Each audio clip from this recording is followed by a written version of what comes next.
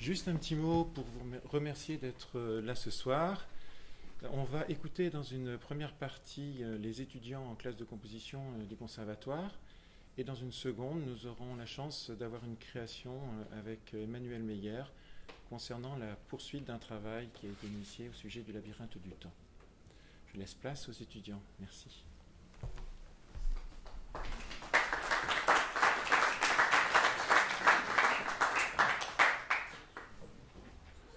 Alors, en 1913, le compositeur et peintre Luigi Russolo a rédigé un manifeste, L'art des bruits, dans lequel il s'adresse à son ami, le musicien futuriste Balilla Pratella. Il y est question d'un nouvel art, idée qui lui est venue suite à la représentation publique de la musique futuriste de Pratella. Pour lui, il s'agit à ce moment-là de la conséquence logique de ces merveilleuses innovations. Il rappelle d'abord un fait historique important. Les peuples primitifs attribuaient au son une origine divine. Il était donc entouré d'un aspect religieux et réservé aux prêtres. On rejoint donc le précepte initial de mon projet qui place le son maître de tout, suprême dirigiste de la création musicale. J'ai donc procédé à l'enregistrement de sons bruts, issus de sources diverses, avec des contraintes initiales imposées pour réaliser ces enregistrements, comme ne pas reconnaître la source sonore, ne pas identifier un geste instrumental lié au contrôle du son, utiliser tout type de son, voire du bruit, réaliser un enregistrement de proximité, ce qui est l'équivalent de la macro en photo, avec de préférence une séquence sonore d'une durée d'1 à 2 minutes. Puis les transformations sonores réalisées à l'aide de l'ordinateur doivent se limiter à mettre en évidence les particularités dynamiques et formelles de la séquence initiale enregistrée. Cela s'avère être un exercice délicat et fait appel selon moi à ce que nomme Pierre Schaeffer le pouvoir créateur de l'oreille. La démarche se situe dans le prolongement historique de l'incontournable Symphonie pour un homme seul de 1949, composée par ce dernier en association avec Pierre Henry, en utilisant des bruits de pas, des rires, des sifflements, entre autres nombreuses choses. Alors en travaillant, je garde en tête ces mots qui représentent selon moi le côté poétique des dynamiques sonores. Maître son, que faites-vous ? Maître son, où allez-vous ? Maître son, que deviendrez-vous ? Que dois-je faire de vous ?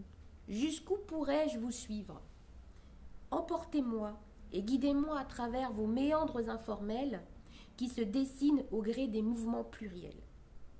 Il résume parfaitement cette expérience sonore, répétée comme une litanie, comme une infinie louange, un juste hommage rendu au structurel de ces entités sonores. Tantôt sombres, parfois éclatantes, filantes ou bien plus lentes, leurs évolutions sont imprévisibles et peuvent être sans limite.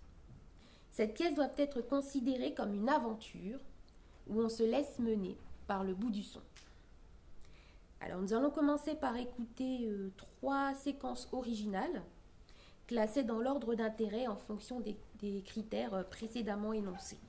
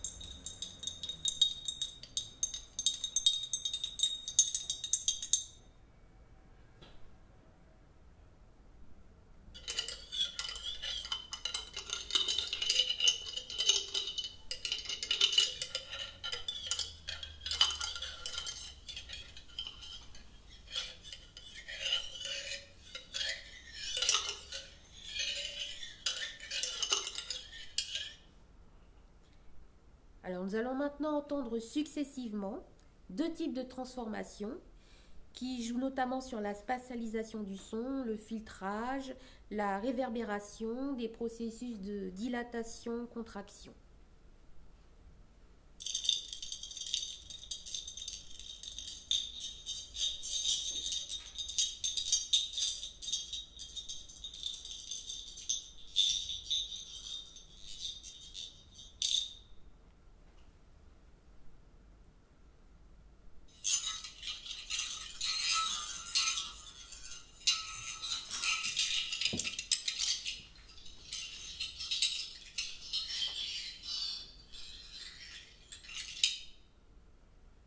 Alors, comme nous pouvons l'entendre, la difficulté est d'éviter de reconnaître l'effet électronique défigurant alors l'identité de la séquence originale.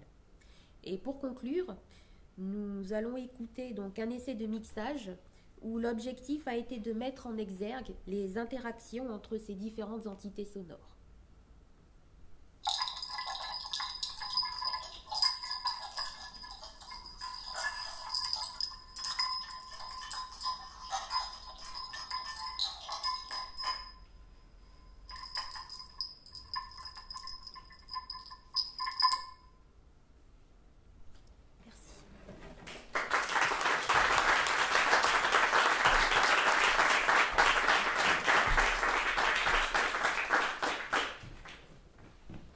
Bonsoir.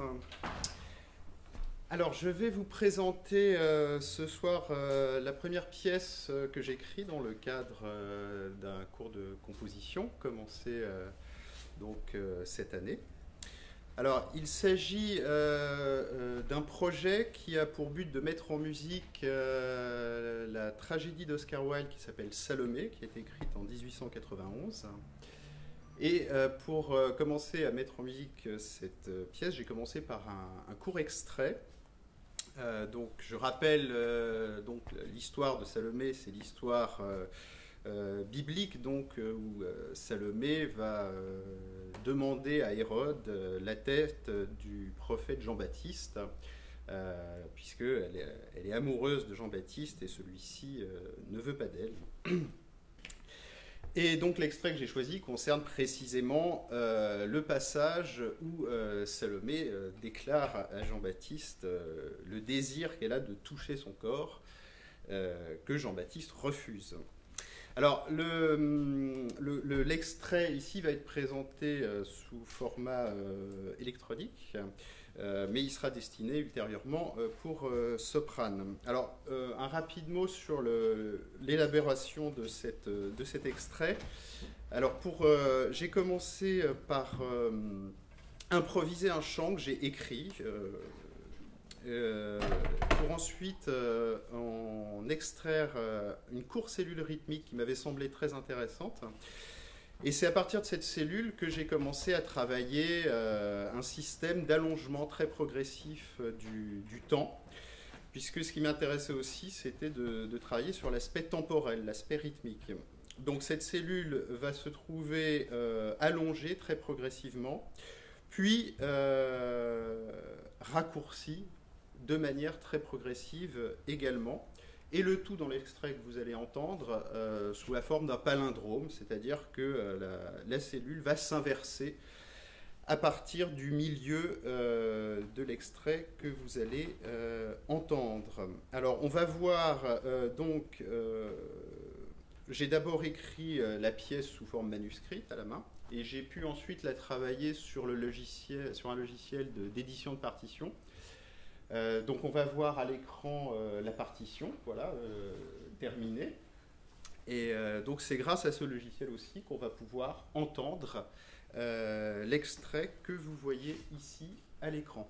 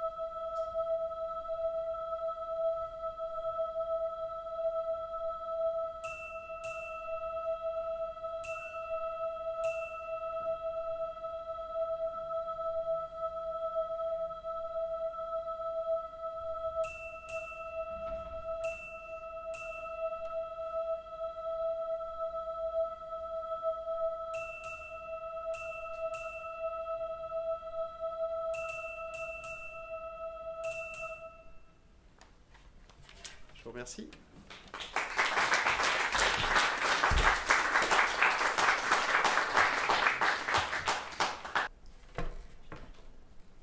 Je vais ce soir vous présenter les premiers instants d'une pièce qui s'appelle In Between, que je suis en train de programmer. C'est mon premier exemple de programmation d'une œuvre sonore et visuelle qui a été entièrement réalisée par ordinateur. Elle se situe dans le prolongement historique des recherches scientifiques et artistiques à la fois qui datent des années 50-60. Par exemple, les premières compositions algorithmiques telles que la suite Iliac, qui a été faite par l'ordinateur Iliac 4 à l'université d'Illinois, ou aussi la naissance de l'informatique musicale à la même période avec Max Matthews, ou encore le premier logiciel graphique du MIT qui date de 1963. J'ai débuté ce projet d'œuvre au conservatoire en septembre dernier avec Max MSP Jitter via une synthèse 3D OpenGL. Et voici donc, pour commencer, l'image globale du programme. Voilà, et donc ça c'est dans sa version en détail. Il y a également une version de présentation, ou plutôt pour piloter les choses.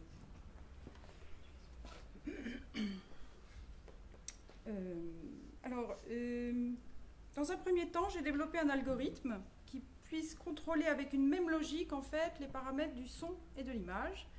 Un algorithme qui est d'ailleurs pseudo-aléatoire, c'est-à-dire il utilise à la fois les probabilités et à la fois des relations de type déterministe, donc pensée d'avance, déterminée d'avance. Comme par exemple l'utilisation de tables de probabilité qui permettent de modeler un petit peu l'aléa. L'ambitus de valeur que j'ai choisi entre 94 et 237 Hz, en l'occurrence, me sert pour délimiter la fréquence du son fondamental, mais c'est aussi la référence principale de l'algorithme, et je vais essayer d'utiliser au maximum ces valeurs-là, cette tranche de valeurs, partout. Plus précisément, pour le son, j'ai choisi d'explorer les possibilités de la synthèse additive. Donc, je suis partie d'une onde sonore simple, un sinus, que je fais varier aléatoirement, dont je fais varier aléatoirement la fréquence. Ensuite, je lui ai ajouté par translation un autre sinus, un petit peu assez proche, plus 6 Hz, ce qui donne en fait un vibrato. Alors, on va peut-être pouvoir voir à quoi ressemble, on ne peut pas l'entendre, mais on peut le voir déjà. On l'entendra un petit peu tout à l'heure. Ensuite, j'ai enrichi ce premier résultat en ajoutant d'autres partiels, parce que j'avais déjà ajouté, je vais continuer, cette fois par multiplication de nombres compris entre 1 et 2, pour obtenir un épaississement du timbre. Ça, c'était concernant le son. Concernant l'image, mon choix s'est porté sur une vidéo que j'ai filmée cet été dans les Pyrénées. Tout simplement, voilà, le flux d'un ruisseau de montagne en plan fixe. Pourquoi cette vidéo? Parce qu'elle répondait à une double exigence pour moi. D'abord, le minimalisme du sujet, de l'eau qui coule, faisait écho pour moi au minimalisme du matériau sonore, juste ce sinus plus un autre sinus. Et ça me permettait aussi de jouer sur la texture de l'eau et de m'amuser à varier les couleurs, les lumières, le grain de l'image, etc. Alors, je vais vous montrer un peu les balbutiements, mais j'aimerais plus tard, à terme, peut-être faire de cette pièce une installation. Elle pourrait intégrer peut-être des contrôleurs externes, des détecteurs de mouvement, des capteurs infrarouges, ultrasons, que sais-je, en tout cas pour développer des modes d'interaction temps réel avec le public. Voilà, donc je vais vous montrer maintenant une première approche de ce que pourrait donner de ce que donne cette association du son et de l'image.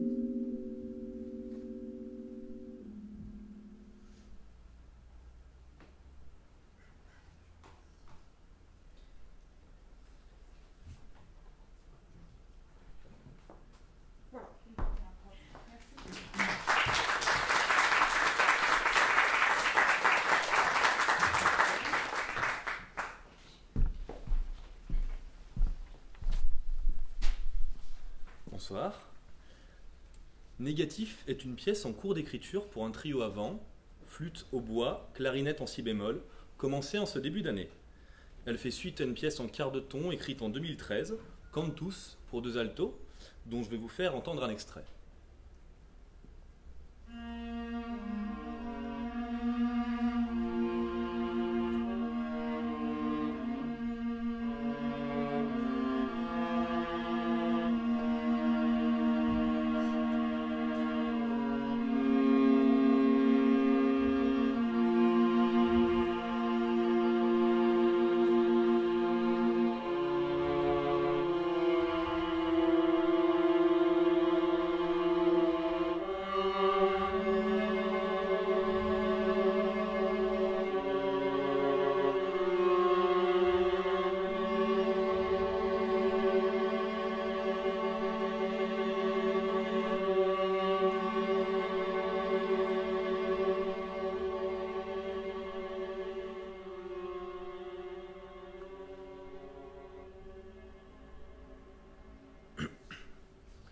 Le projet, dans sa globalité, a pour objectif principal un travail précis sur l'écriture du timbre, dans le prolongement historique des techniques d'écriture particulièrement développées depuis la fin des années 1960, avec un compositeur comme Chelsea notamment.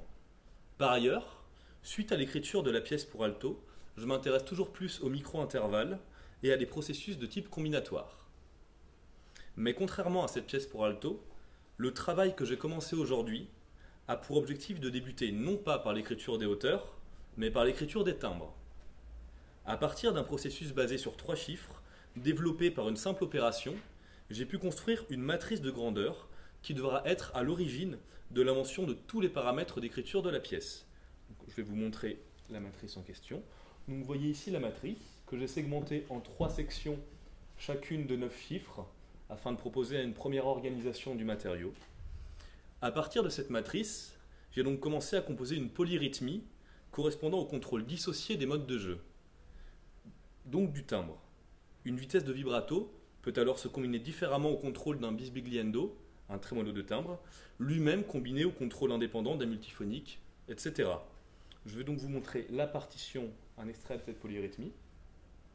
Donc voilà, on a 3 effets de jeu dissociés, contrôlés indépendamment. On pourrait donc imaginer que la première portée de chaque système corresponde à la vitesse du mode de jeu et la deuxième portée de chaque système à son intensité. Je vais donc vous faire écouter un extrait avec des sons de percussion afin que vous puissiez vous rendre compte de cette polyrythmie.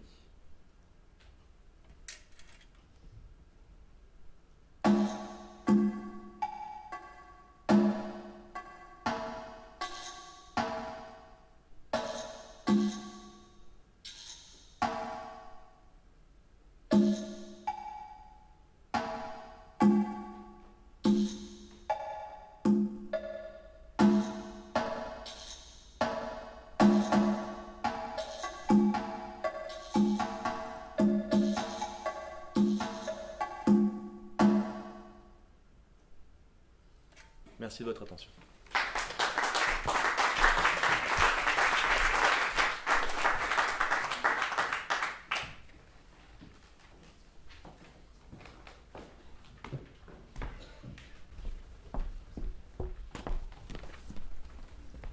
Mesdames et messieurs, bonsoir. Je vous présente une œuvre en cours d'écriture intitulée Is, la légende de la ville engloutie par les flots. Pièce elle-même composée de plusieurs œuvres. La deuxième œuvre est écrite pour ordinateur et la troisième pour violon et violoncelle. Is est une ville légendaire de Bretagne, car Is en Breton, qui aurait été engloutie par l'océan dans la baie de Douarnenez.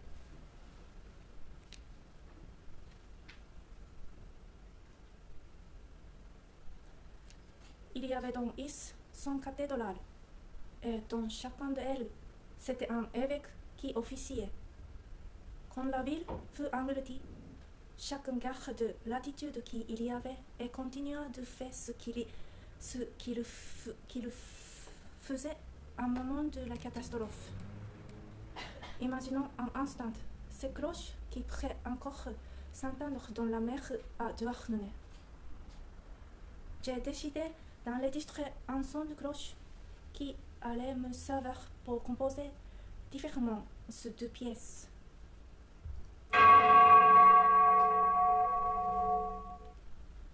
En ce qui concerne la deuxième œuvre réalisée pour ordinateur, je suis partie de l'enregistrement de ce son de cloche pour le transformer par des moyens informatiques. Écoutons des exemples de transformation de son par ordinateur, extrait du début de la pièce.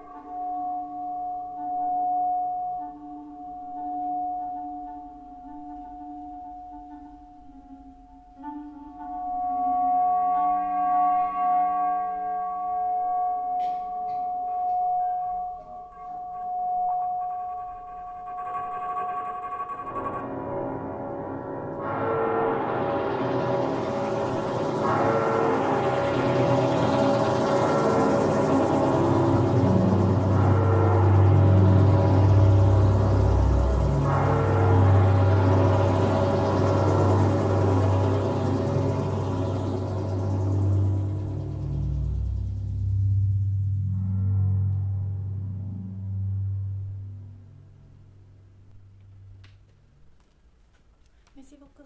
Et pour la troisième pièce, écrite pour violon et violoncelle, je suis partie de ce même son de cloche, mais cette fois-ci, on effectuait une analyse spectrale de ce timbre. Donc voici une représentation sonographique. De cette analyse, j'ai extrait différentes auteurs dans un rapport en harmonique. Écoutons le thème extrait de cette analyse.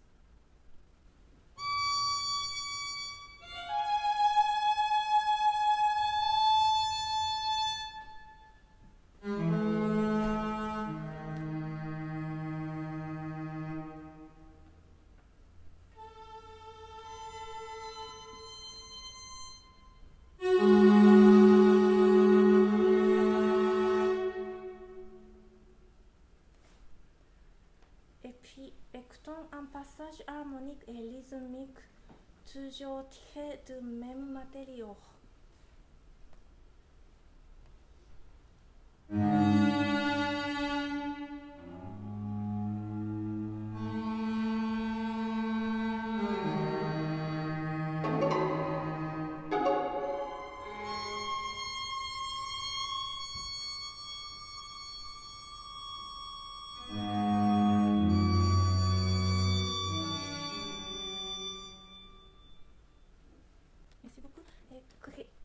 Création de l'œuvre le dimanche 29 mai 2015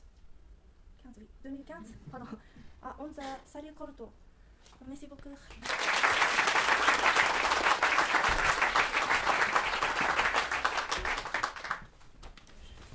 Bonsoir. Je vous présente ce soir un extrait d'une pièce que je suis en train de composer dans le cadre du cours de composition de Monsieur de Gerando. Elle s'appelle Una nascita potente. C'est une expression italienne qui signifie une naissance puissante. L'écriture de l'œuvre débute en octobre 2014 au conservatoire.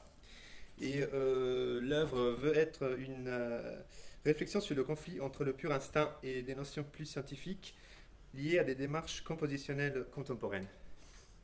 D'un autre point de vue, cette pièce met en scène la lutte incessante entre la pulsation-naissance et la respiration-réflexion-sevrage. Donc, elle va se composer dans un état un peu plus avancé un jour de deux parties, c'est-à-dire d'un jeu contrapuntique entre un instrument, entre un piano et une bande enregistrée. On ne va pas pouvoir écouter la partie de piano ce soir.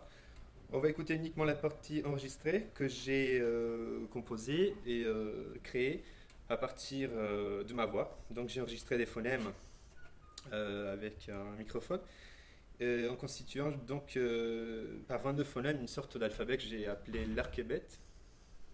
Et il s'agit de phonèmes qui ne rentrent pas dans les classifications de la linguistique traditionnelle et qui sont juxtaposés de façon plus ou moins aléatoire, soit strictement organisés selon des critères de rythme et de timbre, dans le but de créer une texture qui évoque l'allure d'une langue, mais qui est dépourvue de toute signification. La partie aléatoire, elle est toujours en cours disons, de création, c'est-à-dire je suis en train de créer un patch dans un environnement de Max MSP qui permet effectivement de lancer, d'écouter des échantillons à partir de cet alphabet de façon aléatoire et donc de longueur aussi variable. Ce qu'on va écouter ce soir, c'est quelque chose de tout à fait différent, c'est-à-dire à partir de ce même archébet, j'ai fait une improvisation avec un instrument de Max Forley qui s'appelle Granulator et qui permet effectivement de se balader, si vous me permettez les termes, dans cet alphabet en écoutant donc des échantillons qui sont à des endroits différents de la bande et qui sont aussi processés par des effets donc, au niveau du timbre, de la hauteur, de la durée, etc. Donc on écoute un petit extrait.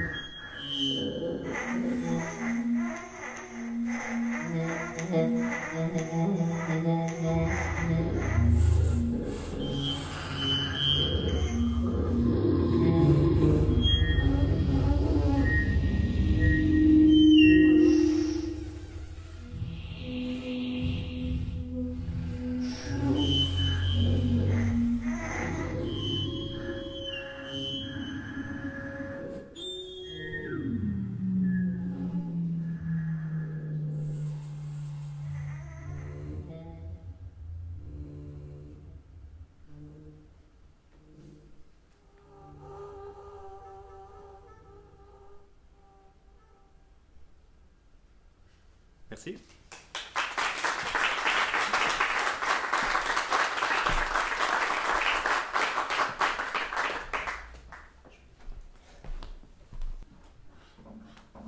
Bonsoir. Ma pièce, intitulée Kein Fehler im System, est la mise en musique du poème du même nom de l'auteur allemand Eugen Glomringer, qui est un des inventeurs de la poésie concrète. Le titre, qui peut être traduit par Pas de faille dans le système, est aussi le premier vers du poème. Le jeu consiste ensuite à changer la disposition des lettres à chaque vers selon un système combinatoire. Par exemple, la lettre F se décale d'un emplacement vers la droite pour revenir à la position initiale à la fin du poème. De cette façon, de nouveaux mots sans signification se créent et la phrase initiale devient méconnaissable, comme on peut le voir ici.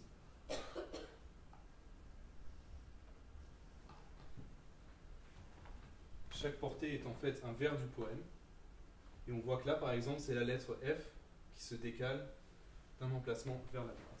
Et la musique est également une variation qui fonctionne selon un système combinatoire directement relié à ce poème. Chaque lettre, il y en a 12 différentes au total, correspond à une note. Quand une lettre se déplace, la note correspondante fait de même.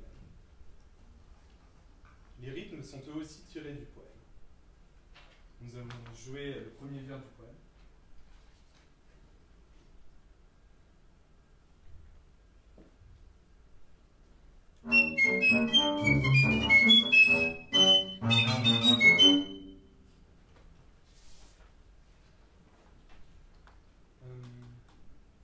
Ainsi, de nouvelles variations se créent de la phrase thème se créent dans les parties instrumentales, en déplaçant une note avec des jeux de miroirs, etc. Chaque voix est ainsi indépendante, favorisant une lecture contrapuntique ou la présence d'hétérophonie. L'intention de la pièce est finalement de mettre en avant l'ironie d'un système rigoureux qui crée lui-même l'erreur. Double ironie d'ailleurs, puisque la phrase de départ assure un système sans faute. Nous allons maintenant vous interpréter 2 extraits de la pièce.